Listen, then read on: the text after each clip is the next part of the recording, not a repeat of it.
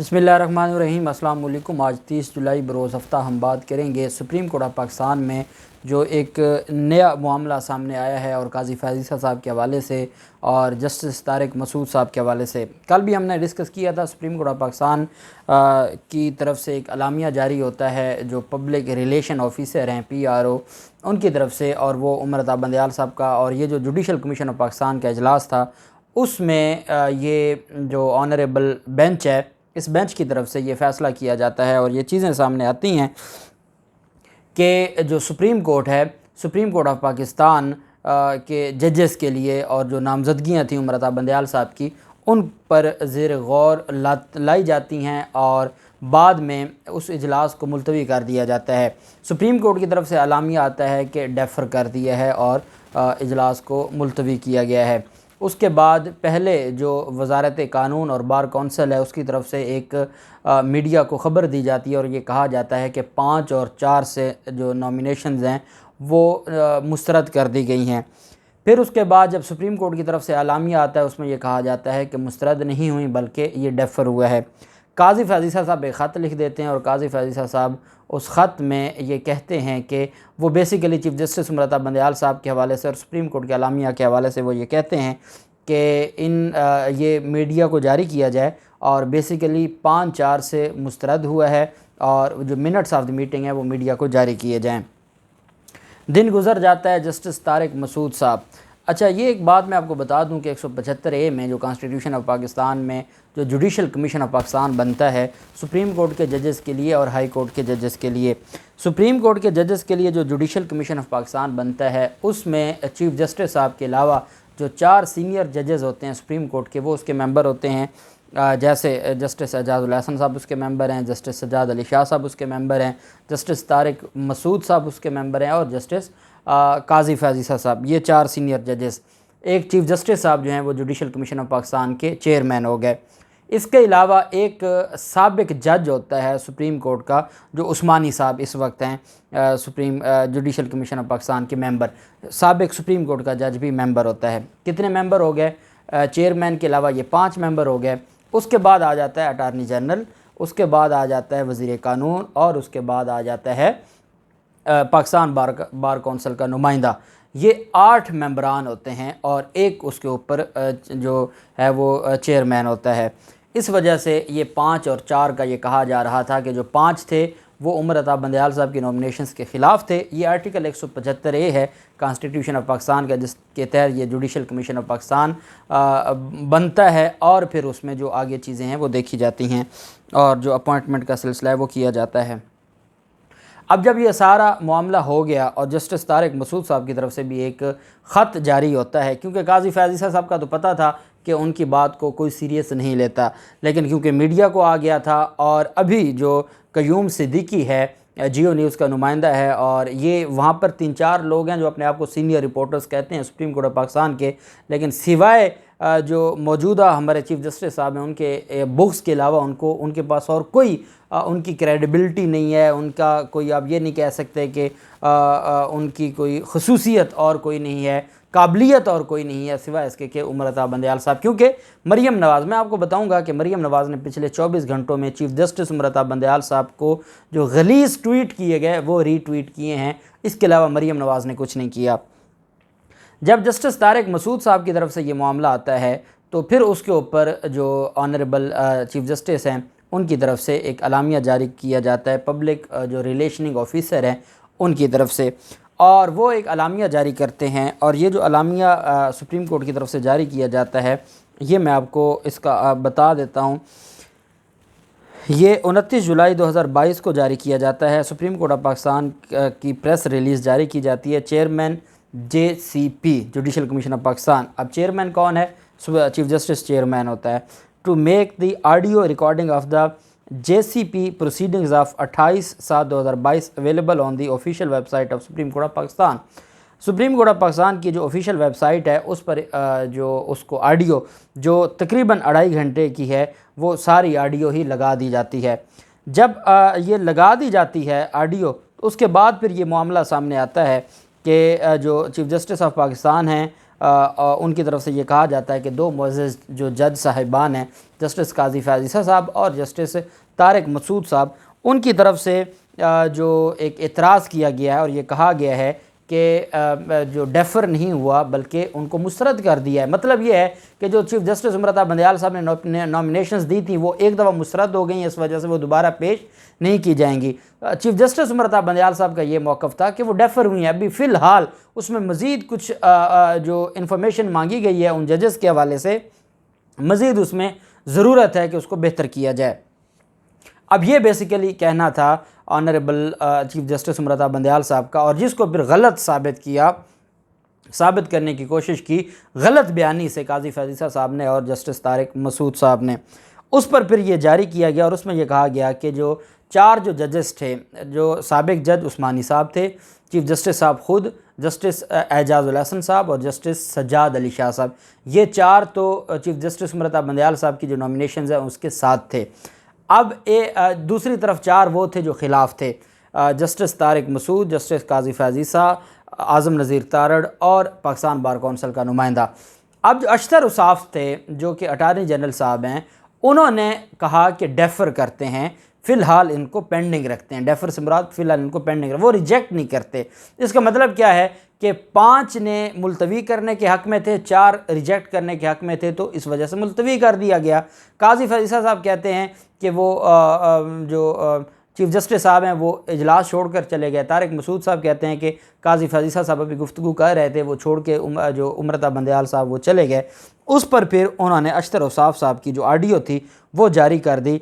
Chief justice जो honourable supreme court है उसकी तरफ से एक ये जारी की जाती है, जिसमें अशतर औसाफ साहब ये कहते हैं, ये जो ऑडियो है ये 1 घंटा और 27 मिनट से लेके 1 घंटा और जो मेरे ख्याल में 1 घंटा और 38 मिनट तक ये जो 10 मिनट हैं तकरीबन अशतर औसाफ साहब की, उसमें इसका ज़िक्र किया गया। और ये इसमें मैं आपको बता देता हूँ, जो प्रेस रिलीज़ जारी की गई है उसमें बाकायदा टाइम भी लिखा गया है। वो टाइम क्या है जी? वो टाइम है कि 1 घंटा 39 मिनट 45 सेकंड से लेकर 1 घंटा 38 मिनट 8 सेकंड तक उस जो ऑडियो है 2.5 घंटे की, उसमें ये जो दौरानी है इसमें अशतर औसाफ साहब की ऑडियो है। अशतर औसाफ साहब क्या कहते हैं वो मैं पहले आपको सुना देता हूँ और फिर उसके बाद जो है वो हम उसको देखते हैं कि जो इसकी आगे जो कार्रवाई होने जा रही है वो क्या हो सकती है। मेरी मुअद्दबाना गुजारिश ये होगी कि इन मामलात को फिलहाल आप डेफर कर दें और रूल्स बहुत तेजी से बनाएं, और उन रूल्स के ऊपर अगर हमारे पास वो बॉक्सेस बन जाए उसमें टिक कर सकें तो बहुत सारी बातों में हमारी बहस मुबाहिसा आइंदा नहीं होगा और हम इसके ऊपर एक फाल तरीके से, एक साइब तरीके से और एक इन्फॉर्म डिसीजन। ये अब जो अशतर औसाफ साहब हैं उनकी तरफ से ये कहा जाता है कि इसको डेफ़र कर दिया जाए। उसकी वजह यह है कि अभी कुछ डॉक्यूमेंट्स हैं या कुछ चीज़ें हैं, पहले हम रूल्स को बना लेते हैं कि जो जजेस की तैनाती है उसके लिए कुछ रूल्स बना लेते हैं, फिर उसके बाद जो चीज़ें हैं वो सामने लाई जाएंगी। अब ये साबित हो गया कि काजी फ़ैज़ ईसा साहब ने भी गलत बयानी की, झूठ बोला, और जो जस्टिस तारिक मसूद साहब ने भी। अब जब हम पार्लियामेंटेरियन की बात करते हैं तो हम कहते हैं जी कि वो झूठे हैं, तो वो सादिक और अमीन नहीं रहे और आर्टिकल 62(1)(f) के तहत वो नाअहल हैं। अब इनके ख़िलाफ़ जो चीफ़ जस्टिस साहब 2 कार्रवाइयाँ कर सकते हैं। एक तो सदर पाकिस्तान एक जो रेफरेंस भेज सकते हैं सुप्रीम जुडिशल कौंसिल को कि चीफ़ जस्टिस उमरता बंदयाल साहब को स्कैंडलाइज करने के लिए और झूठा साबित करने के लिए ये 2 ख़त जारी किए गए, और जिसको ये ख़त जारी किया गया उसकी बजाय मीडिया को दिए गए और मीडिया में वो आ गए।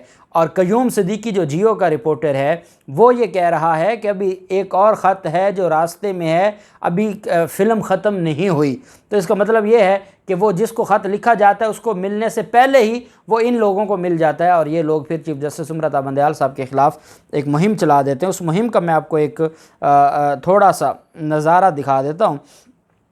अब्दुल क़य्यूम सिद्दीकी जो जियो के रिपोर्टर हैं वो एक ट्वीट करते हैं जी कि जस्टिस सज्जाद अली शाह बैठे थे, पहले वो एक ट्वीट करते हैं कि एक आइनी शहद का कहना है, अब वहाँ पर ये ऐनी जो शाहिद हैं वो 9 मेंबरान थे, कुछ इसमें वीडियो लिंक के ज़रिए थे और कुछ मौके पे थे। कहते हैं एक ऐनी शाहिद का कहना है कि जुडिशल कमीशन के कल के इजलास में पहले नाम मुस्तरद होने के हवाले से जब काजी फैज़ी साहब बोल रहे थे, गुस्से में जज एजाजुल हसन साहब को उठता देखकर चीफ जस्टिस ने कहा लेट्स राइज, और चीफ जस्टिस बाद में उठे, जबकि एक ज़रिए का कहना है कि पहले चीफ जस्टिस उठे और चीफ जस्टिस के उठने के बाद जस्टिस सजाद अली शाह बैठे थे, एजाजुल एहसन साहब ने उन्हें उठने का इशारा किया जिस पर वो उठे, लेकिन सरमद जलाल उस्मानी साहब वहाँ बैठे रहे। ये 2 ट्वीट अलग अलग किए हैं, दोनों मरीम नवाज़ रीट्वीट कर रही हैं। उसके बाद एक आप असद तूर को जानते हैं, एक जो एक नाम नहाद एक सहाफ़ी है, वो कहता है जी कि जस्टिस काजी फैज़ी साहब की बारी आई तो इन्होंने भी स्पेन से वीडियो लिंक पर इजलास में हिस्सा लेते हुए कहा कि मैं इन 5 जजेस के नामों को मुस्तरद करता हूँ। अभी वो बात कर ही रहे थे कि उमर अता बंदयाल साहब अपनी सीट से बरहमी के साथ उठकर खड़े हुए और चले गए। इसको भी मरीम नवाज़ रीट्वीट करती हैं।